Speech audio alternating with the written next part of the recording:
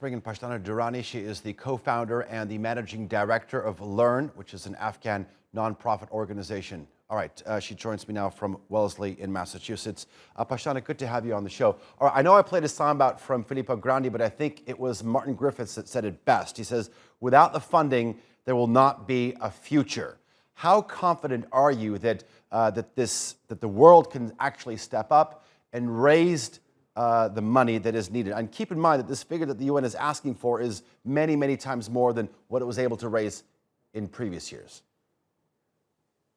I'm going to ask questions. I'm not going to say that raise funds or not raise funds, because that's what international community does. It sets a deadline and then says that this is what we need, this is what we have to do. I need to ask Filippo this question, that if there is no WEC, if there is security, then why are there extrajudicial killings going on in Afghanistan right now? What is happening in central and northern, even in southern Afghanistan right now? Why are people being murdered right now? That's one thing that we need to understand.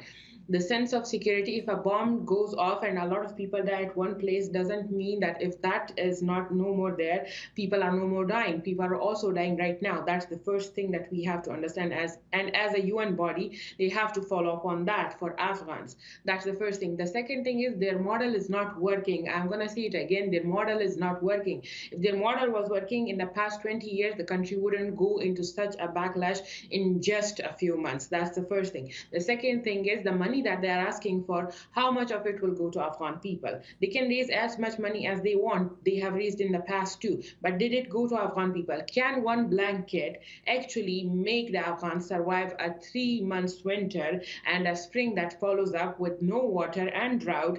How will that make them survive it? I want to know what their model is, what their future plans are. How can they sustain a country with all the political vacuum? And at the same time, if they don't have any homework done on the country, how can they expect us to believe them? Those are Okay. important questions that we need to ask. Pashtana, all right, we'll talk about whether the current model is working or not. You believe clearly it's not, but we'll get to that in a second.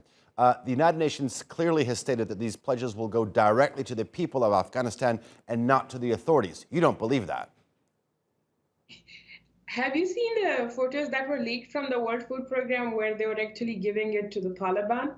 Have you seen that? And it's not nothing new. In the past, all these organizations, these bigger organizations, have paid protection money to the Taliban. So I feel like it's very idealistic, or I think we are playing fool with each other right now. That when the World Food Program gives money to the Taliban, it's okay. But if you are helping your own country in some way, then you have to obey the sanctions. How does it work? Who is favored? Like if it's a white guy, he can send money to Afghanistan and pay the protection money. But if it's Afghans that are helping Afghans, then it's not. Then sanctions come in, then the banks has to collapse.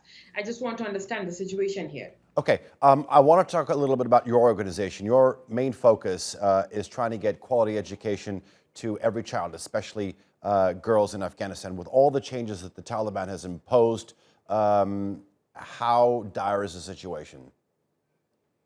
I mean, like, we had students who were going to school every day. I had 7,000 students who were going every day. We had 18 schools in a city that where all the districts didn't have schools. So the city was the main center for education. And today, all those girls are at home. None of them are going to school. So that's the dire situation. From 7,000 students, when you are reduced to 100 students in one province, that is something that you need to be very worried about. Because do you really think that the main challenge of Afghanistan right now is stopping women from going to jobs, or stopping girls from going to education or schools? Is that the best thing that they could come up with? And the situation is dire because people don't even care about it. They don't even care to highlight it anymore.